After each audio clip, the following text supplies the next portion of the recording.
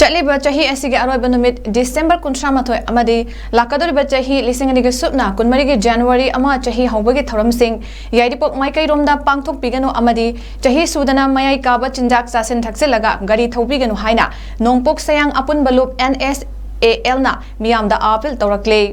Ngarang Yairipok Police Station da Yairipok Maikagi Club Singna Saru Yaduna Mifa Mama Pangtukuna Warep Kya Laukre Nongpok Sayang Apun Balup na Mapung Oiba Thaudang Lauduna Ngarang Yairipok Police Station da Pangtukiba Mifa Maduda NSAL ki President Laisram Ananda Kuman Secretary Longzam Dizen SEDO Club ki President Nongaitem Suvas SDPO Yairipok MD Razayuddin OC Yairipok MD Jeheruddin Amadi Yairipok Maikaida Laiba Club Singi Mihu Singna Saru Yaki Mifa Maduga Mari Laina Nongpok Sayangi President Laisram Ananda Kumanna Miyamda Apil Tauraduna Hai Lakliba Chahi Loiba Amasung Chahi Hobagi Thoram Singh Yairipok Maikaida Paksana Pangthok Handaba SEDO Yairipok Kaithelda Club Mamangda Check Tawada Thawal Yairipok Kasom Lambida Chatliba Heavy Truck Sing Maru Aina Tipper Amasung Dumper Truck Sing Thauriba Ichilinau Singna Driving License Yaudana Chahi Sudana Overloaded ta Amadi Makal Kyangi Mayai Kaba Nisa Sasin Taxilaga Gari Thoba Tengnare Masigumba Thong Asi Makatana Tobiganu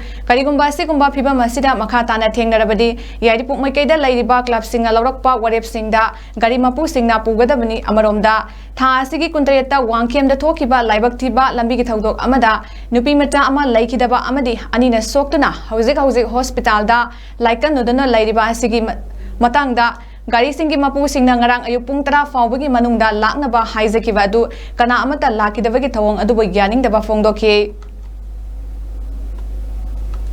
Sahi Laiba Baiba Yamadi New Year Matanga, according to resolution of Lojay Madudi, and the Laiba Baiba New Year, see if we present celebrate Tautanaba Mamandu, according to Vidans, Gamari Lena, in Japan, a festival, and celebrate Tawidi, Aduna, and the Laiba Baiba New Year to celebrate Tawiganu, Akoigaro. Adagi ngoro labu kamana singam kom da picnic silganu adagi group nam pullaga koigi sei no mai thaduna koigi bye bye new year celebrate tobiganu si to taragadi kaligumba ko club mio singna koigi nei ko club nam singi mio singde thelaragadi madu da lobe action kudi ma sai sai na da lobi u amadi sawidana ba ko club nam di mai kai digi thanjari